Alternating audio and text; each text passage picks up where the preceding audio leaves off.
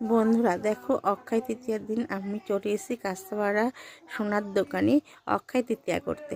দেখতেই পাচ্ছ এটা হচ্ছে আর কে চন্দ্র জুয়েলার্সে। তো দেখতে পাচ্ছ আর কে চন্দ্র জুয়েলার্সের কত ভিড় সোনার দোকানটা।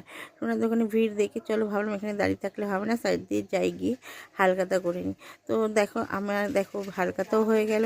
তো হালখাতায় কী দিয়েছে না দিয়েছে সেটা তোমাদের পরে দেখাচ্ছি। তো দেখতেই পাচ্ছ ভাবলাম কাস্তাপাড়া এসে কিছু না খেয়ে যাওয়া যায়। তো চলে আসলাম বাগমারে চলে আসলাম ওয়াও মোমোতে। তো ওয়াও মোমোতে দেখো কি সুন্দরভাবে মোমো দিয়ে দিয়েছে। মোমো নিয়ে নিলাম অর্ডার করে।